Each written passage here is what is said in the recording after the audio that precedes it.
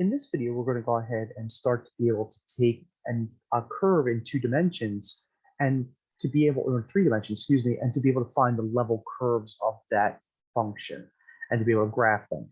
And so remind me what a level curve is. A level curve is basically going to be the projection of the different segments that come out from a function onto the XY plane. And so what we can do is we can go ahead and plot those. And we're going to use the mesh grid. So we're actually going to have to utilize our vector method. And instead of using the surf command, we're going to use a contour command. And contour is going to tell us what the level curves look like. So, so there's 2 ways to do this. We can just go ahead and let MATLAB decide how many level curves we get. Or if we use a 4th parameter in the contour function, then we can just define how many different level curves we're going to get. So in this instance, we get 3. So we're going to go ahead and just take the same functions that we looked at before, and we're going to see what the level curves look like. So let's go ahead and define a mesh grid. And in this example, I'm going to use from -5, colon 0.2, colon 5. All right. And that's because in this example, it tells us to go from -5 to 5. We're going to define the function f. In this case, I call it z. I'll just call it f. It's not a big deal. To be the square root of x dot square plus y dot square.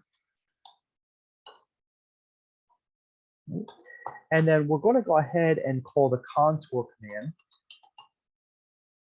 And we're going to say x comma y. Now, I didn't use z. I used f. Not that it matters. And let's just go ahead and execute it as is, and then we can change the number of curves. So I'm going to execute this. And oh, I spelled contour wrong. Apologies. Most of you are probably screaming at me. All right, and we get some circles.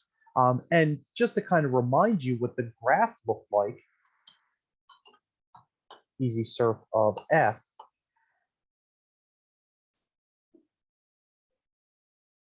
Oh, I have to make it symbolic, don't I? Well, you probably remember that it was a cone. And a cone just projects a bunch of circles onto the axis. And that's exactly what's kind of happening with this, is that we get like these elliptical sorts of shapes, or in this case, even circular in some instances. Now, if we want to define the number of level curves, like let's say, for instance, we wanted 15 level curves, then we could go ahead and just change this to a 15. And we just get a whole bunch more level curves.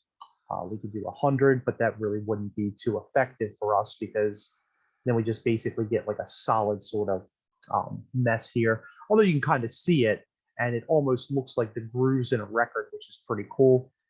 If you wanted to scale down the mesh grid and make the increments 0.1 and you run it, because as you can see in the middle here, there's a little bit of a jaggy going on here. That might resolve some of those jaggies and make it a little bit smoother, which in case it does. So pretty cool how we can get the level curves just by going through and using this simplistic code. Now, a secondary example, we're going to go ahead and use this sine function, which kind of looks like I call it the potted plant stand function. So let's just change this to sine of x squared y squared. And we're going to change the mesh grid from pi over -pi/2 to pi/2. I'll just use 0.2 to expedite the runtime of this. Not that it matters much. And I'm going to go ahead and run this. All right. And again, we kind of get like that idea that we have some level curves that are circular again. And you probably remember in the previous video where I tilted the function, and you could kind of see like those circles from that. And again, if you kind of get these jaggies going on, that probably means that you just need to shorten up the interval between each of the different points that we're plotting. So let me just run it again. And you can see that they're much more smooth in this case. If we wanted to use 0.05, of course, you don't want to go too small because then it starts affecting the runtime. But notice that it gets progressively nicer. And again, if you wanted to change this parameter to something like 30, we get 30 of the level curves.